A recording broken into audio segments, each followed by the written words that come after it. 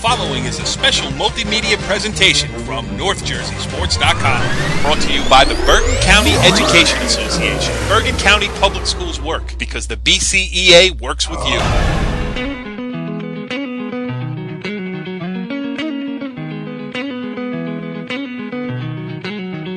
Back on the Wrestling Show, NorthJerseySports.com's original multimedia series talking all things North Jersey wrestling. I am Corey Doviak, and we have a lot to talk about tonight with a slightly revised panel of experts here. Joining us first off is my co-host, Kenny Sarajan. Kenny, I want to play you something, but first I want you to say hello. Hello. All right, now here is your official introduction, and after we play it, I will tell you why. Let's not be shy. I enjoy basketball. Every time you touch the other guy, you get a free shot. I love it. I love all sports. Okay, let's go wakeboard. Let's go rollerblading. I was actually watching basketball today because now I get to go as a fan. I enjoy basketball. My daughter played on a state sectional championship team at Pascack Hills. I got to be honest with you, and I apologize because I'm being stupid. I love wrestling. I always love a free donut. Now, Kenny, I only mentioned those certain things because you're moonlighting a little bit, pal. You were out earlier this week watching basketball and getting interviews for the basketball show. What happened? Well, you know, I went with one of my dearest friends to watch Columbia play Yale. You know, the Armenian tribe was out there watching Sarah Halajian play. She's an all-Ivy player for Yale, and they were playing at Columbia. So after the game, I said to her, can we get a little interview? And, of course, she does it for her Uncle Kenny. So you can put that on the basketball show. I am going to do that. Absolutely coming up this week. All right, the next guy I'm going to introduce is a new member to the panel. Sitting in the Ricky chair this week is the Iron Horse, well, proprietor, president, however he best likes to phrase it. He is Gary Mezzacapo. Gary, thanks for joining us here on the Wrestling Show. Thank you very much. Big shoes to fill, I guess, huh? They are very big shoes to fill. You know, somehow if they're Rick shoes, they're smelly too. But that's a different story. Right. Yes, and Gary, the reason why I introduced you first is because before I introduced the last member of our panel, I thought you would get a kick out of his official introduction. So here you go.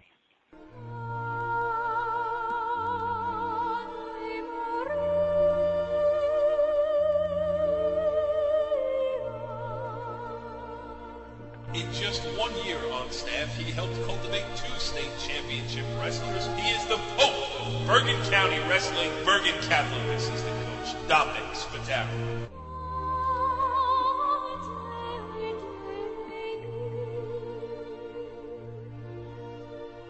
Donnie, did Gary know that you attained such a lofty status?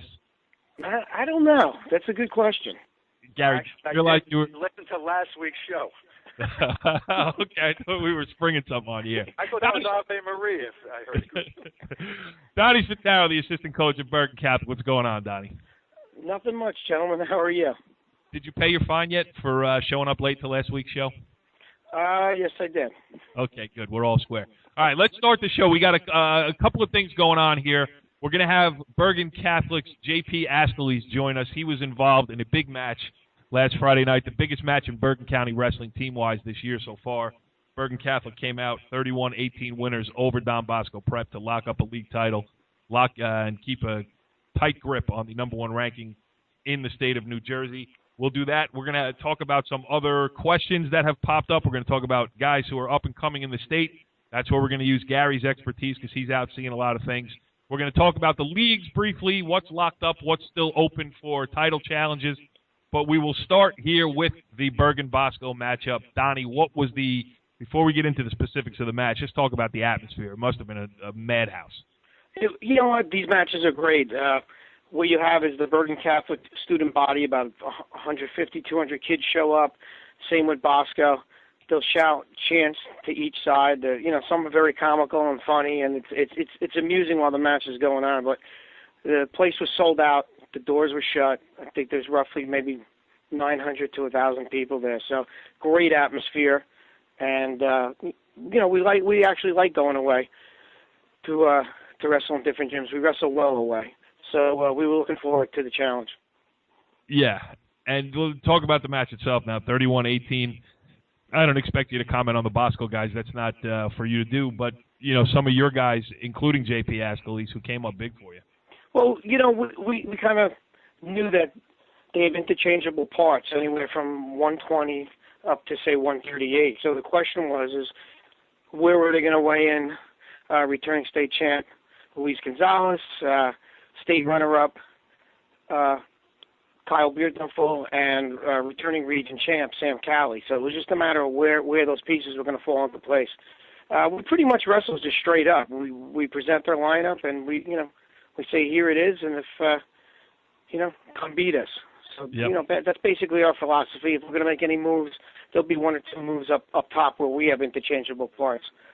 But we unfortunately we were without Tyler Casamente, who was ill for that match, and we've been missing for the last couple of weeks region runner-up Joe Grello.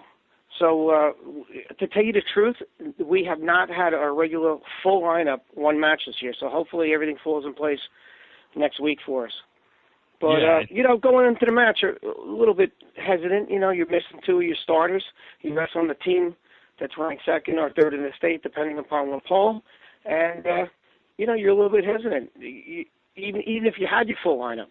So missing two starters, was a big question mark to us. And the kids rose to the occasion. So we're very, very proud of them this Friday. Yeah, and you guys have wrestled so many big matches this year in so many different places, but there's nothing as intimate as Bosco Bergen. I don't know if you've been in a gym have you been in a gym like that all year, where it's standing room only and closed to people who showed up? If you were a half hour early, you were a half hour too late. Not really, not yet this year. So that's one of the matches that was pretty much full.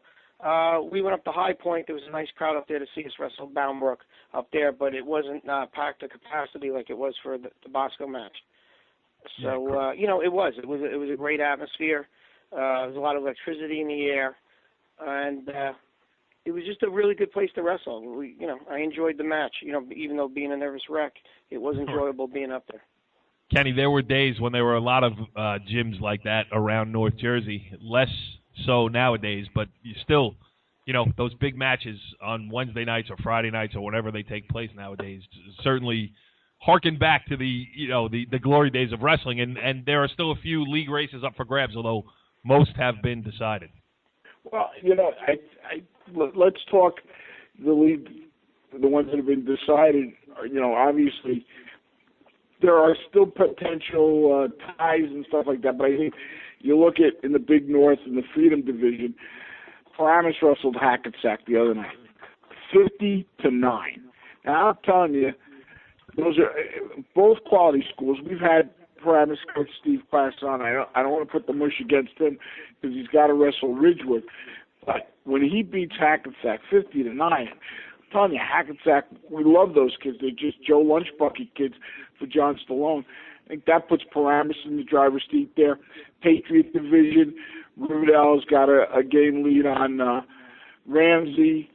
In the United Division, we got Bergen Catholic. Obviously now they're probably locked and loaded. When we look at the division, Pascack Valley, and there's a little shout out to my pal Tommy. He's not with us tonight. Ultapan is 4-0. So Demorest will need some help from somebody to try to tie them.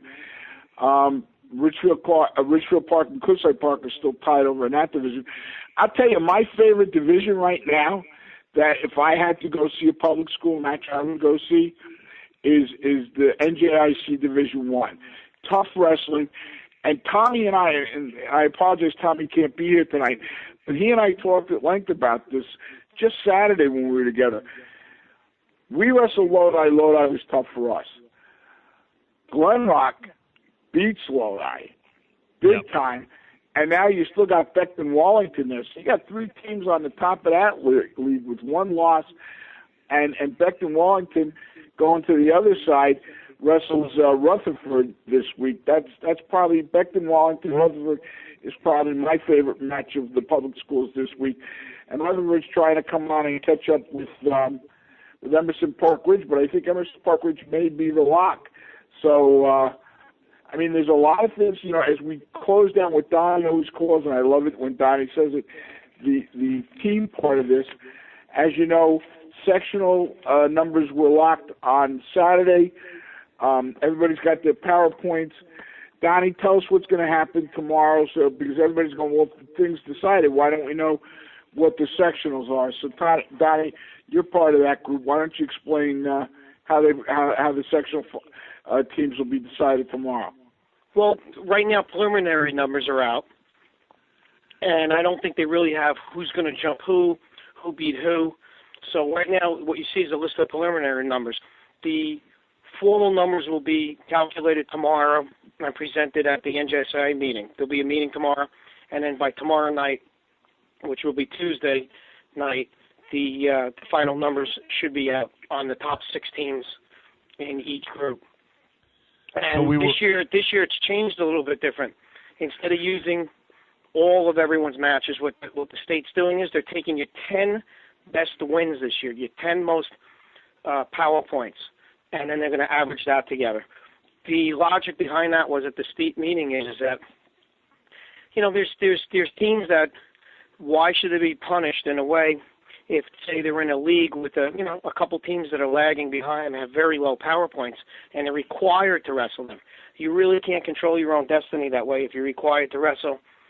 Say some teams 0-10, 3-12, and they have very low PowerPoints. So, you can wrestle a lot of great matches during the year, but you wrestle 1 or 2 of those matches, and pretty much that's bringing your point total down. So, the state decided, along with the coaches last year at the meeting, that we should just take each team's top 10 best wins, which everyone voted on and the state agreed on. So that's the one of the changes this year that you'll see. Yeah, it sounds like a good idea. Corey, I need a clarification from Donnie, and Donnie, I really don't know the answer to this because I don't have to worry about it anymore. Right. We're taking the top 10 PowerPoints. You, at one point, said top 10 wins. Donnie, if I'm in one of those leagues where the other competition isn't that good, and if I go up and wrestle somebody really good, even if I lose, I can get more PowerPoints than a win. Than a win against a weaker opponent. I can use those PowerPoints, right? Yeah. So what they'll do is they'll just rank whatever matches you wrestled against a team. So say you wrestled, team ABC, and you scored 31 PowerPoints off of that. So they'll make a list of say even if you wrestle 25 matches, they'll just put your point total in order, and they'll take the top 10. So say my point is it encourages teams to go wrestle. It encourages teams to go wrestle tough competition, because even if I may lose, I'm going to pick up PowerPoints, and that way it takes away that thing about I'm stuck where I am. No, you're totally correct about that. And one of the other things that was brought up a couple of years ago is there were teams that were going out and searching for great teams, and sometimes they were getting wins, sometimes they were keeping it close.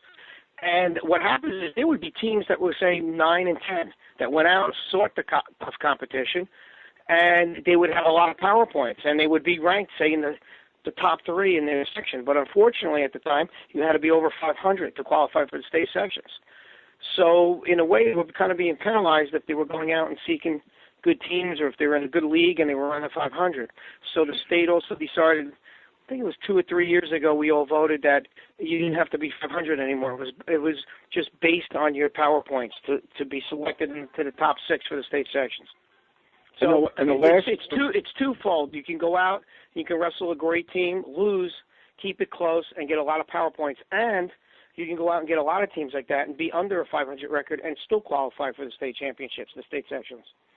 That's great. And the last clarification is so that people understand the numbers when they come out after tomorrow night, is that if I'm team number 7 and I've beaten team number 6, even though they have more PowerPoints, I jump them. But the jump, if I remember, is one step at a time. I can't jump somebody who's 3 ahead of me, even though I may have beaten them. Is that correct? No, you're correct. You have to be underneath them to jump them. Okay, so that now when people see the numbers, they're not all going to go crazy, because I know it impacted Passaic Valley one year. I know Glen Rock Saddlebrook had an issue one year. So people, when you see the numbers, that we gave you the explanation. Go on, Corey. Yeah, well, I think I was listening intently there because we talk all the time about how we got to tweak it, get things right. It really sounds like they're turning the screws on this thing, and it's starting to bear fruit. I mean, everything that Donnie just said makes complete sense to me. It encourages competition, and that's the bedrock of basketball. Hey, Kenny, you want me to play the introduction again, pal? Wow. The bedrock of wrestling. Knock it off. Go ahead. Thank God we have that on tape. All right, here's what we're going to do. Now, Gary, we didn't get to the segment that we wanted to with you. We're going to jump in with JP Ascolese, and then we're going to talk about guys that we should watch out for. So let's get JP on. We'll get him moving, and then we will come back after that interview and talk about around the state with Gary Mezzacapo. Ooh, that sounds like I need to make a jingle for that. But the first wrestler that we welcome in this season is Bergen Catholic senior JP Ascolese. Thank you for joining us here on The Wrestling Show. Thank you for having me. Well, we have very good reason to have you on here because it's been quite a week, quite a season, quite everything for you. I mean, you're going to Columbia to wrestle, and Friday night had to be a huge highlight. Bumping up Luis Gonzalez from Don Bosco Prep, the returning state champion, bumped up to face you in the showdown that everybody was waiting for all year, and you beat the defending champ. So just talk about that. Talk about the match first, and then we'll get into some other things. Well, I tried to treat it like any other match starting off, so I went out there, tried to get my feet moving a little bit, got that first takedown, and I felt pretty confident on top. So I was riding pretty well all match. And yeah, Kenny, go ahead. I know you had a good question for him. Actually, JP, so you're getting ready to wrestle. You know the lineup. You know what's going on. You know that you guys are trying to lock this up. And all of a sudden you realize that they had one of two guys who's going to face you. I think both Beard Umfel and Luis weighed in at 26. So one's going to go 26, one's coming to you. What's your thought when you see it's Luis? I mean, I just wanted it to be like any other match. I just treated it like any other match. It's a little exciting, you know. I wanted to get the opportunity to wrestle big names, and he gave me the opportunity. When you get that first takedown now, you're feeling strong, you're riding him, you're riding him out a whole period. What's going through your mind for what your strategy is going to be for the rest of the match? I just kept thinking I can't make any mistakes. I felt as long as I didn't make any mistakes, I was going to win the match, and I didn't make any mistakes. Donnie, you've been working very closely, obviously, with JP the last couple of years.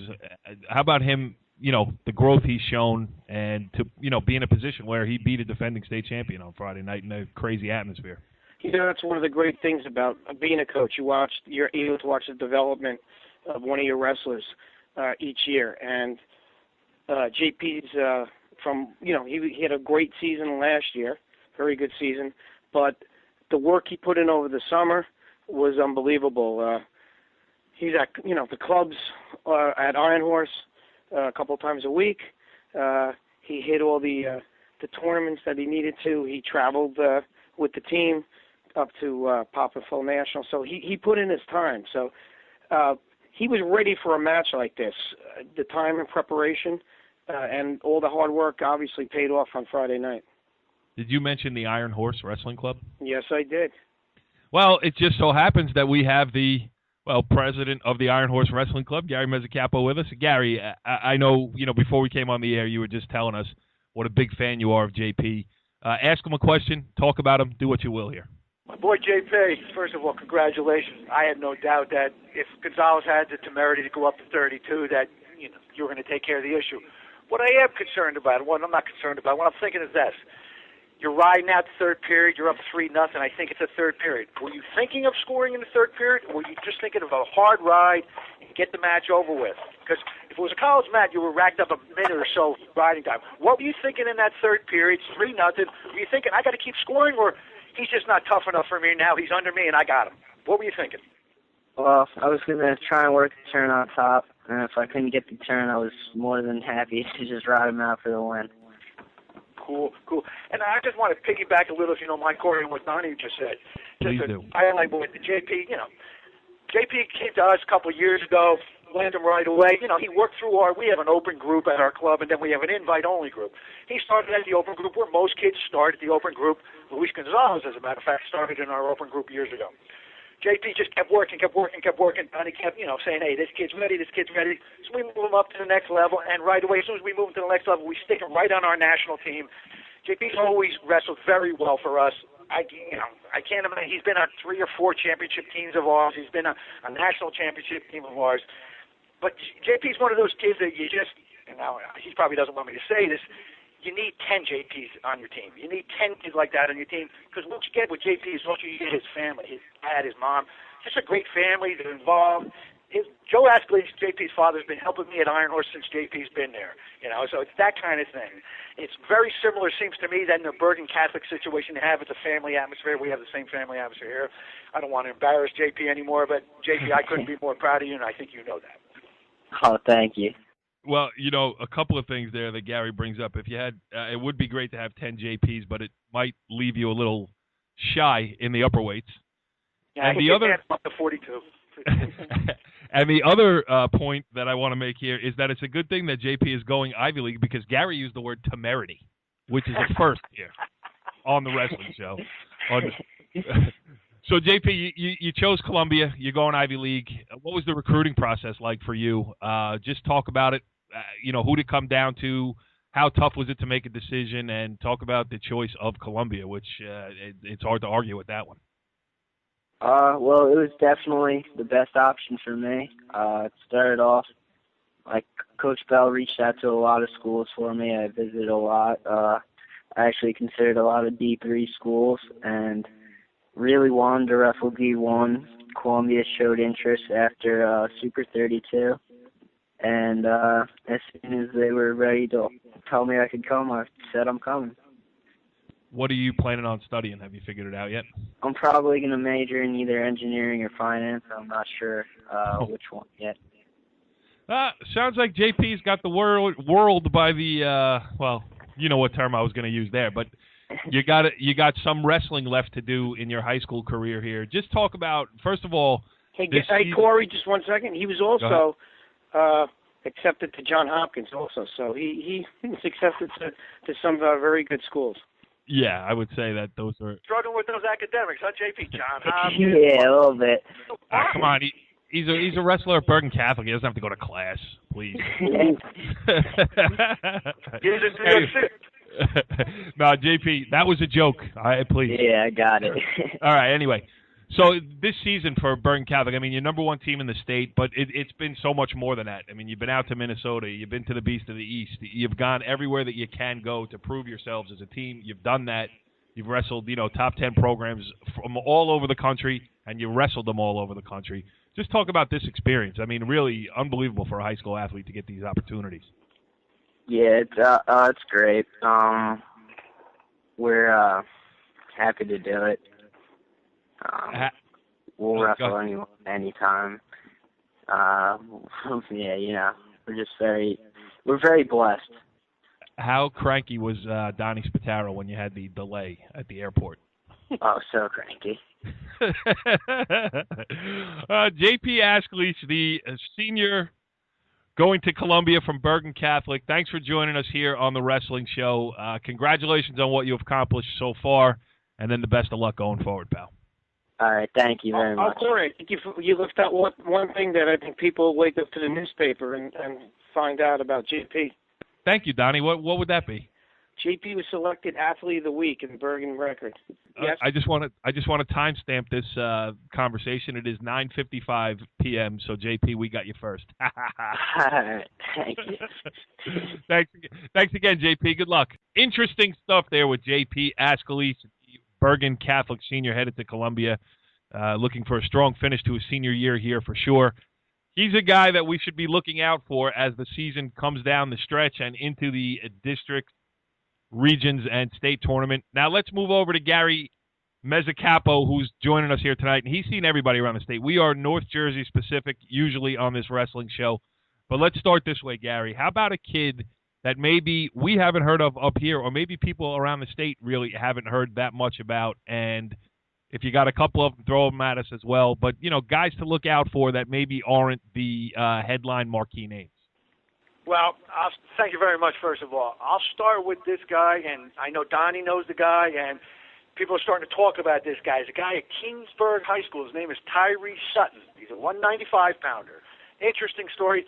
And in full disclosure, he's wrestled on my teams in the past, and Donnie and I have both coached him in the past. He's a boy. He's a junior in high school. He was a freshman district champ down at Kingsburg, which is in Region 6, the Shore Conference. He won the Outstanding Wrestler in his district. Didn't do too well at states. Didn't wrestle at all last year. Comes back this year to Kingsburg High School. He's wrestling 195. I believe he's about 22-0 right now. Okay, what's setting up is very interesting is he's in Region 6, which is a lot of hammers at 195 in Region 6. You got Mike Oxley from Christian Brothers. You got a couple kid out of Brick Memorial. You got Kenny Bradley out of Jackson. But Tyree Sutton, remember the name. Nobody knows this kid yet. Nobody knows who he is. He could be, I would expect him to be on the podium and maybe very high on the podium. So that's one kid out there. Some of the people know. People tuned in know who Tyree is. But not a lot of people. Is probably Kenny. You probably never heard of him, maybe, or Corey. Yeah, I'm being honest. I haven't. So Tyree Sutton, Kingsburg, which you probably don't even know where Kingsburg is. I had to look it up. It's near Raritan. I didn't know that. I just know they're in 6 and they're in the Super Shore Conference. So now, for further clarification, where's Raritan? Well, there's a bridge that goes over it. I know that. Oh, that's right. I've been over that bridge on the way down the shore. You're right. For these Bristol boys, I believe. Right. In any case, Yeah. he's my guy. In full disclosure, once again, because I know Tyree. Tyree's wrestled for me, and I think Tyree's going to be wrestling for us in the future. But that's one kid I'd say right away off the top of my head. Another kid who Donnie and I both know again, and unfortunately, I just know a lot of kids, so it seems like I'm biased. But I mean, unfortunately, that's what gets you on the wrestling show. Donnie and I both know a boy, 113-pounder out of Hanover Park. His name is Lou Ramo. He's a very talented kid. He's a freshman, and just as an aside, I think he's coached by the best coach in New Jersey, James Laval, just my opinion. But Donnie thinks he's the best coach in New Jersey. Yeah. Donnie's the Pope of Bergen County wrestling. I don't know if you knew that. Anyway, so Louis is a very good wrestler, very accomplished kid. He's a shutdown defender, stuff like that. He's had a little trouble on and off. We just had the Morris County tournament up here over the weekend. Louis was sick, he has pneumonia. He was the top seed at 113 going in. Just as an interesting side, if he goes in and probably does as well as he could have won the tournament, Hanover Park might have beaten Del Barton at the Morris County tournament because of that. So that's another guy, Louis Ramo, freshman out of Hanover Park. I think he's going to definitely be on the podium. He comes out of Region 3, which, brings what it brings. Region 3 is pretty tough in the lightweights, tends to be. Another boy, I'd say, another kid that I happen to know, and I brought him up last year about this time on the same show, John Dubois from Clifton. I was touting him, rightly or wrongly, as a potential state champ last year. Runs into Luis Gonzalez in the semis, who he had wrestled Luis previously to that, lost a 2-1 match. Luis pounded him in the States, though. I mean, I believe he pinned John in the first period. John Dubois broke his hand after the first match this year, just got back on the mat last week. He won his Passaic County tournament 6-2 against Will Key out of DePaul, who's a very accomplished wrestler that Donnie I know knows. So that's another kid, I think, John Dubois. I touted him last year, so it's kind of like I'm getting a second bite at this apple here. But yeah. I think he's the guy. Now, mind you, he took fourth last year, lost to H.M. Vidici for third place. But that's a monstrous weight class down in Atlantic City this year, in my opinion. You got Cephalo, you got Vendici, you got this kid, another kid who you've probably heard of, Nick Farrow, out of Del Barton, sophomore. He just beat A.J. Vendici this past weekend at the county semis, lost to Cephalo in the finals on a headlock at the buzzer by Cephalo. Big move, give him the credit. So Farrow's another kid, but that 20 weight class is just jacked. You got Dubois, Vendici, Cephalo. I'm assuming Luis Gonzalez, the returning state champ, who I don't know what anybody's thinking, who's ranking who, whatever. When I see Luis Gonzalez ranked at 5th at the state at 120, I think somebody's making a huge mistake here. That's the returning state champ, people. So, Kid has a resume there. He can absorb a loss, and I'm not sure what's going on here, but he should be the number 1 ranked kid in the state. That's just my plug, Luis. Let me ask you another question here. Last year, one of the best for North Jersey wrestlers in a long time. Do you see that trend continuing, or does the South rise again? No, I don't think the South rises again necessarily. I think they did much better than people realize. dig down and drill down a little into those region results at the states, Region 7 and 8 did pretty well. I was touting, on this same show a year ago, I was touting Bergen County and Region 2 was coming out with potentially 20-plus, 21, 22 state placers. Now, that would be a big haul for any region. I believe Region 2 came in at around 15 or 16. A couple kids that I was touting didn't come through, like DJ Torelli, a good kid who I happen to know very well. I thought that kid was going to make it to the podium. He was one of those guys that I'm looking at 6th, 7th, 8th place down there that was going to really beef up Region 2. It didn't come to fruition last year like I thought it would, so I kind of blew that prognostication, as it were. But I still think you have basically the same group of kids here. You might have a more talented group this year, and plus I think you have some real freshmen that are going to come out of it. I'm not quite sure how many people really got lost out of Region 2 last year. I mean, I'm sure Donnie can think of it, but off the top of my head, no superstars. You know, you still got Soriano, you still got Farinauer, you still got Sebastian, you still got the Chaconis, you still got all that. So I think you're looking at a better Region 2 at the States this year, and I'll do it again. I'll say you're looking at 20 medals this year at Region 2. You know, Gary, I think last year, just listening to you, I think also, like you mentioned, that you had said these certain things at this certain time last year. I'm going to say again what I said last year on this show at this certain time. I love you. I'm married, but I'm telling you, I get so excited. Driveway, so. I get so excited. I mean, you're a guy who's into wrestling. You pulling these things. I don't know if you got a sheet in front of you or what you're doing, but just to speak this in depth across such a broad swath of New Jersey wrestling. I'm like Rain Man with wrestling. I mean, even when I was a little kid, I mean, I grew up in Randolph Township. It was a great wrestling program. I mean, my idol was Greg Serenian, the 2-time state champ, Ringler Award winner in '69. Went freshman year, Lehigh, third in the national. Just a phenomenal. Randolph was a great wrestling town when I was a kid. Every little kid like me wanted to do was wrestle at Randolph High School. So, I mean, when I saw Mike Frick's only loss in high school, it was at Asbury Park in the state finals. I was there. You know, I was a little kid. I was like 6 years old, 7 years old at the time. But I remember box scores and I remember matches from the 60s. It's just, you know, when I was a little kid, just like all of us were about the same age, you couldn't get any wrestling results anywhere. I had to wait every month for amateur wrestling news and things like that. The Star Ledger once in a while would put a box score out there.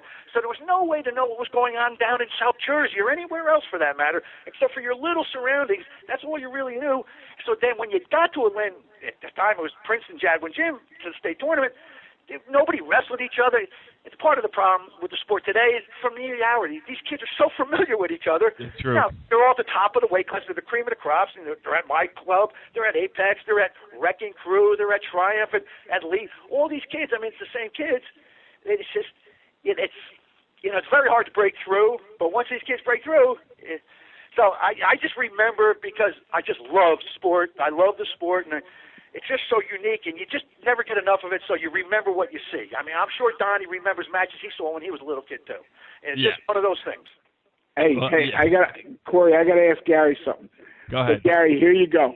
If you remember that last year we were at Asbury Park, and that's the year that Greg won his second title, Ringler Award, and when I see Greg next time, I'm going to tell him that you've had you on the show, but what was the best match that day?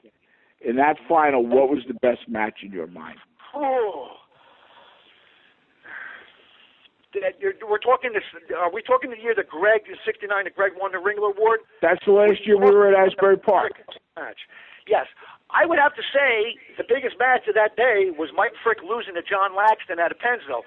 Interesting story. Mike Frick is win. Now, Mike Frick was a sophomore from Pope John up here in Sussex County. Mike Frick was a freshman state champ. Sophomore year makes it to state finals. He's winning 5-1 on John Laxton from Pennsville. Tough dude, John Laxton. Literally 5-1. There is like 15 seconds left. Laxton comes in, lat drops, and wins 6-5. The only match Mike Frick ever lost. Ever. Okay. Mike Frick's career record was 99-1 in high school. I still like. This has a really cool side. Mike Frick went to Lehigh University, 2-time national champ. In Mike Frick's career at Lehigh, he beat 12 national champions in dual meets, ranging from 134 to 165. How about that? That's amazing. How about that? He would go up to 65 to wrestle a national champ. All right, that is amazing. Here's the trivia question for you. What Bergen County coach actually coached Greg Serenian to his first district championship. It's Greg Serenian. That was also Serenian, and that was also that was also the coach's first district champ he ever coached. Stan Woods. Bingo, you got it. Or somebody else. Come on. That I'm was the only too guy. easy. I'm the only guy here who didn't know that one. Hey, Gary. Hold on. Gary, that match, the match that I liked that day, and I understand yours in the Fricks, the Pato and Thompson, overtime. Yeah. Come on. Thompson. That was a freaking war. Yeah. Am I right? Yeah. What was that, 40, 48, 46? 40. 146? It was 141 or 148. Or was it 36? Yeah, it was 36. It was 36. Oh, it was 136. Yeah. Okay, you're right. Yeah. You're right. Yes, I do remember that. But now you got to remember, me and you are probably the same age, but I believe I was about 8 or 9 years old at the time. And believe it or not, for the state finals, by the way, here's another thing that people might find funny. The whole state tournament at Asbury Park that year was on one mat. Yeah. One mat. There was only 36 bouts in the whole state tournament. Gary, what I find funny is that you're 162 years old, too. No, Gary. No offense, Gary. I was in high school. I was a sophomore in high school for that match. We all went down to Atlantic City to watch it. Hey, so Corey, I'm a little older. did you notice that when I pronounced Greg's last name, since he was Armenian, wrong, how bad Kenny jumped down my throat? At the time. Jumped all over you, no doubt about it. Oh, my God. All Armenians, just like Cher, huh? The Armenian connection. It's unbelievable. It's like the Armenian mob. It's unbelievable. All right, let's get to the question of the week. All right, hold on. Before we do that, here we go. And now it is time for the segment that is sweeping the high school wrestling world. A segment so confounding, so creative, and so calculated that it often leaves our panel speechless or pleading the fifth. It's Ken Sarajan's Coach's Question of the Week.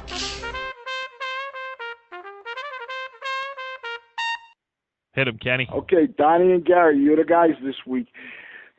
You know, in the last couple of years, they've given the kids the growth allowance. You got to make your scratch weight to certify, and then you get the growth allowance later on. Here's the question. We see these guys making scratch weight in the beginning and then wrestling 1 or 2 weight classes as allowed, up and down the scale, weighing in at certain weights, wrestling up. Is this helping these kids or hurting these kids? And is this what the intent was of the growth allowance? Go ahead, guys.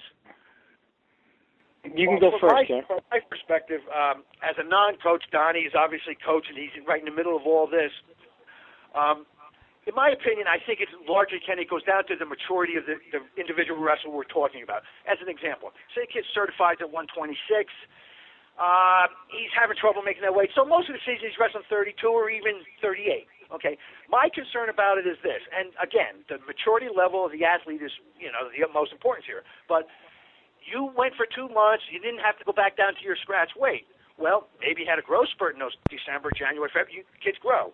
It's just the farther you get away from that object weight, the harder it is, in my opinion, to get back down. Because you say to yourself, if you're a good wrestler, you're having success at that next weight class anyway. So you're saying, I don't have to worry about it. I don't have to worry about it until the 3rd week in February. Next thing you know, that 3rd week in February, it's like hammer and tongue trying to make that weight for some of these kids. And I'll say it again. It's about the maturity of the wrestler and the maturity of the coach, hopefully. But I've seen situations where it hasn't helped the kid, and I've seen situations where it hasn't hurt the kid. But like I said, I think it's about the maturity of the athlete. Can he understand? Can he process this kind of thing? Because it all sounds so easy. Okay, what's the big deal? You lose 5 pounds in February. Yeah, but not if you've gained 7 pounds in the last month. To me, it plays with the kid's head a little bit. In the perfect world, if you were Bergen Catholic or something, Bosco or one of these super teams, you wouldn't have to worry about this. But if I'm coaching a team, the weight you're a 20-pounder, that's what you're wrestling. That's just my opinion. Donnie, you mentioned earlier that you guys wrestle pretty much straight up, so it sounds like that's kind of the roadmap that you follow. You know what? Yes, that's what we follow usually. But I'll tell you what, I really have no problem with kids going up and down. If that's the rule and they fall within the rule. Now, here's the thing why things were changed about. There used to be a descent plan, and it was funny because they used to say you were allowed to make the weight a week or 2 before the districts, but they had a cutoff. If you didn't make your certified weight that you were certified at by, say, January 15th, you couldn't go that weight anymore. So then what was the sense of having a descent plan? So the coaches got together and talked and said, even if your descent plan called for you to make that weight the night of the districts, you can make it. And it was voted upon and it was approved, and that's when things started changing on that, which really made more sense. I mean, what is the sense of having a descent plan to gradually come down to a weight where you're eligible to go if you had to make it within a couple weeks of, say, like January 15th? That forced even more weight cutting to be done if you wanted to, get down to that weight, and you had to wrestle that weight for it to count, so you can go that weight at the end of the year for districts. So, I have no problem with it. I don't see where it's really hurt any kid at all, but again, that's just my opinion. For the kids that I coach, I really haven't seen anything that would make me think different of this right now.